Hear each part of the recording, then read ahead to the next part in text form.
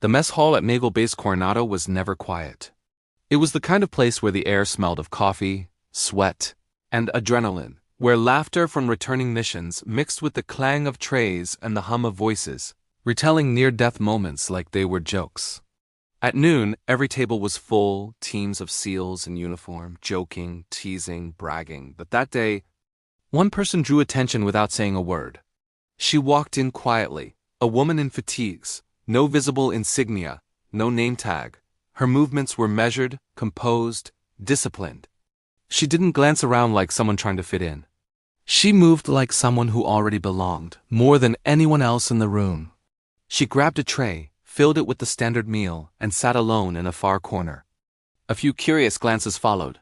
Women on this base were rare in that section, especially during training rotations. At the center table sat Jake Bulldog Miller, one of the younger SEALs. Loud, talented, reckless.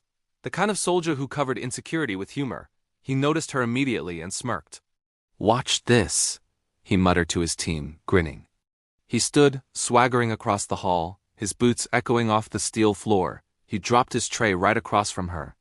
Well, he said loudly. "A mystery soldier, huh? No name tag, no rank insignia. What's your rank, sweetheart?"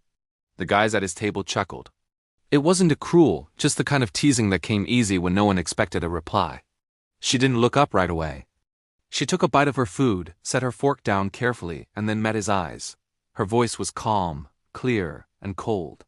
Classified. The laughter returned, lighter now, almost nervous. Jake grinned wider. "Classified? What are you, CIA?" Her tone didn't shift an inch. "Higher." That one word silenced a few chuckles. Jake blinked. "Higher? Well, you briefed the president or something." She leaned forward slightly, her gaze steady, unflinching. "No," she said, "but I briefed them." The room stilled. The forks stopped clinking. Even the sound of the kitchen faded behind the tension, and then the door swung open. Everyone instinctively stood. It was Admiral Pierce, one of the highest-ranking officers in the Pacific Fleet. His presence alone commanded silence. He scanned the room, expression unreadable, until his eyes landed on her. And in that instant, his entire posture changed. He straightened immediately, walked directly to her table, and saluted sharply. "Ma'am," he said, his tone crisp, formal, respectful. "I wasn't aware you'd arrived on base." "My apologies for the oversight." The room froze. She stood slowly, returning his salute. "Just passing through, Admiral," she said evenly. "Needed a quiet meal." The Admiral nodded. "Of course, Commander Rivers. Anything you need, ma'am." Then he turned and left just like that. The silence he left behind was deafening. Jake's face had gone pale. His teammates stared at him like he'd just insulted the flag.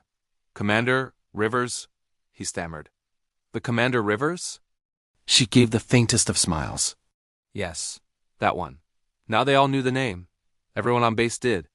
Commander Sarah Rivers, the first woman to ever lead a joint SEALCIA counter-terror operation in Eastern Europe.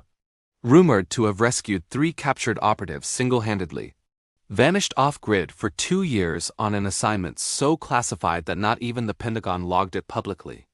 And here she was, eating cafeteria meatloaf in silence. Jake stood there frozen as she gathered her tray and brushed past him. As she reached the door, she paused, just long enough to speak quietly over her shoulder. "Next time you ask someone their rank," she said, "make sure you're cleared to hear the answer." Then she walked out, calm, collected, and utterly in command. The room stayed silent for nearly a full minute. Then slowly everyone sat down. No one spoke. No one joked. For the rest of the week, no one sat at her old table. And Jake? He never mocked another mystery soldier again. Because some people wear their power on their sleeves, and others, they carry it in silence.